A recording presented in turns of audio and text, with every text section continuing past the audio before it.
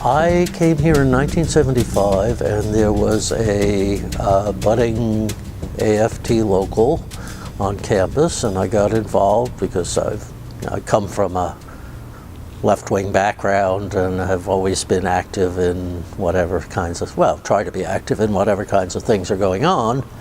And so I was sort of one of the few people still around as a kind of bridge from that era to the 2000 whatevers. And it just seemed natural for me to get involved. Marie Vitoli, who was kind of the first person, I think, to get on the ball on this in 8 or 10 years ago now, I guess kind of knew that about me and asked me to become involved, and I did, and it just seemed like a natural thing to do. As I said once at a local meeting, my parents met in the labor movement, and so I have a kind of genetic affiliation with it, and it wasn't always easy at first in this effort, as you probably have heard many a time, that I think the AFT kind of goofed in some of the staff assistance or staff activities that they gave us, sent us, imposed on us, whatever. And so there were some difficult moments, difficult months, maybe difficult years, in fact. But after the first kind of flurry of activity, things got a lot better. And I have to admit, through all of it, I was always a doubter. We got crushed back in the late 70s when we had a collective bargaining election, and I had, for the next 30 years, basically assumed we were never, ever going to see the faculty organize. But so it did, yeah. Several people, quite a few people emerged who were really dedicated to it. The second round of staff people was, I think, pretty terrific. Yana Carroll, I thought, was a wonderful organizer. Sarah Lanius, who was working in the history department, and others. She was also, I think, really, really very good. And I think the decision to focus on building a wall-to-wall union that would be as inclusive as possible, having NTTF and tenure-track faculty in the same unit, trying originally even to add on officers of administration and researchers, librarians, etc. Again, something I was dubious about initially, because it seemed to me that on the one hand, a lot of the regular faculty were going to be too snobbish to want to be associated with the NTTF rabble, and that the NTTFs in many cases were not engaged enough with the university to really be active in pushing for the union. But I was wrong, and I'm glad I was wrong. And I think, in addition to good people working on this and what turned out to be the right decision about the nature of the bargaining unit, some of the stuff that was going on in the university administration, I think, backfired against them and gave the union more legitimacy and made it seem more reasonable for people that, although of course we want to get along, but we also, see ourselves as having distinct interests that only a collective organization of faculty and related people can exercise those interests and advance those interests. So I don't know how to weigh those various factors, but I think all of them went into the mix, and by, I guess it was 2012 when we won the election, I think it kind of showed that they had taken the right path. Well, the process was good too, for the most part. I mean, it wasn't easy, but I think those of us who were involved met people on campus that we weren't necessarily ever going to meet otherwise, and gained, I think, a broader perspective on some of the things that go on in a pretty good sized university that we didn't know about. And when I meet people who are in architecture or librarians or in other units, that's all for the good, not just in terms of the union, but in terms of our understanding of what happens at a big university. One of the regrets is that there were so few in the sciences involved, and that at least this vocal minority in the sciences was so hostile to the union. I mean, there was a lot of really obnoxious stuff that was coming mostly out of the sciences, but not entirely out of them. And to some extent that reflects the reality of a world in which everybody says STEM is what everybody needs, and in part I think it represents this kind of particular interests of grant-oriented scientists who had worries about what their research assistants, what the impact of unionization might have for their research assistants and their grant management and things like that. But I think it's kind of unfortunate, because I think to some extent it's reinforced the kind of two cultures division that has existed for a long time here. It's not new.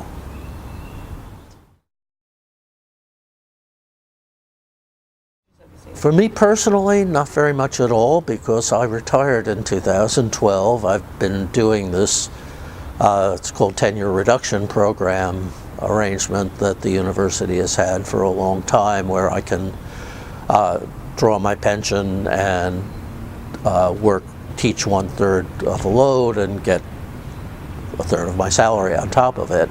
And I've been very happy to be able to do that, but it means that I've been detached from university politics. I haven't been going to union meetings for the most part, I'm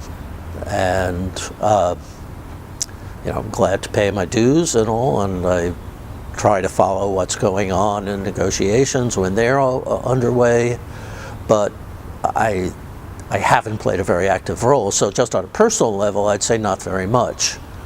I think the main impact has been for NTTF. There was an NTTF committee about the status of NTTF. I guess it was a Senate committee that I served on for a year.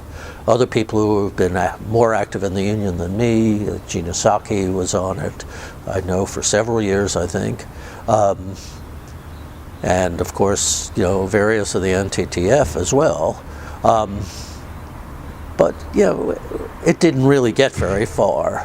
And I think to some extent, the administration didn't really even know what to do. To some extent, their interests and ours were allied in terms of regularizing and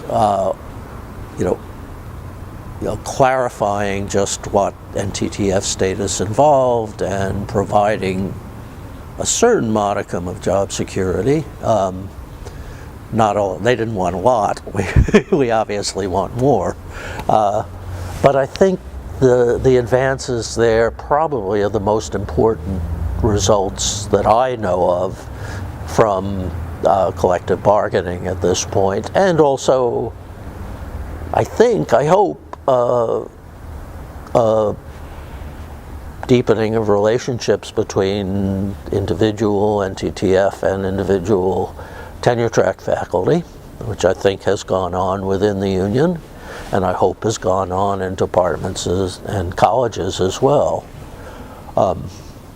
In terms of tenure track faculty, I think we've probably done about as well as could be expected in the bargaining process, given the continuing, ongoing financial mess of the university. And, we haven't succeeded, I'd say, in tackling the athletic monster that's sitting across the river there. And I don't know how the union can succeed in doing that, but I think it has to pay attention to such things. And I think on the whole, we've proven ourselves, or the people who are actually doing the work have proven themselves to be responsible, not just in the sense of not throwing bombs, but also in the sense of responsible to the membership of the union and looking out for broader interests and advancing them where it can be done. There's still a lot of work to be done, and a union is probably not the vehicle to do everything, but I think it can do a lot of good things. And I think it's decreased, the animosity to the union has decreased as far as I can tell. I don't see the kinds of postings on Bill Harbaugh's blog that were going around 3-4 years ago, which just were so infuriating to see people who, had been your colleagues in one sense or another. Obviously, he viewed you as if you were trash. But I haven't seen that much of that stuff anymore. Yeah. So that's, I think, what I would say in terms of what the union has been doing and has done, but others who are closer to the ongoing activity would be able to say more.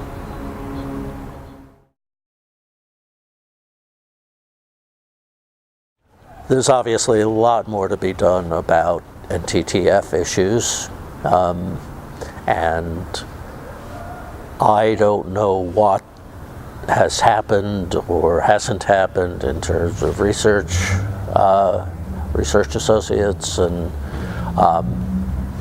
whether they're getting any benefits out of collective bargaining at all, but it's just a different world to me, frankly. I don't really know much about that. I'd like to get to the point where the union can take on some of the sort of issues of university culture and, suggest to the administration and the trustees and the state, insofar as the state is actively involved in this, that a university has to be broader in its focus than the kinds of things that have been getting the emphasis around here, the sports marketing, or those 10 fields that they're supposed to be building clusters of excellence, or whatever they're calling them around.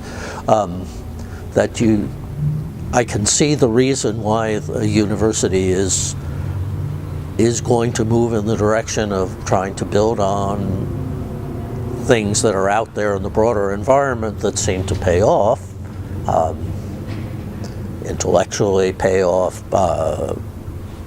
economically pay off too, but it's worrisome, I think, that I know the result of President Schill's memo from last month or this month has been a lot of apprehension in people who are doing things that I think are essential to a university. I ran into a guy I know in the B School, faculty member there, last week, and said, "How's it going?" And I said, "Going fine." And he said, "How do you like Schill's memo? Actually, budget cuts in central administration, isn't that great?" And I could agree with that. And then I said, that memo, though, has made a lot of people in the humanities kind of nervous. And he turned to me and said, "I think you have good reason to be nervous." And he had a big grin on his face when he said that. So personally, I'm not so nervous, but then I hear things about budget meetings that people in our department head is having with CAS and things like that, and there's cause for nervousness or anxiety about these things. So that's the sort of dystopian view. I would like to think that ultimately the large majority of people around here want to make this a better university and have a sense of the variety of things that can go on at a good university. In many ways, I think it still is a good university, despite its 40 years that I know of budgetary financial issues.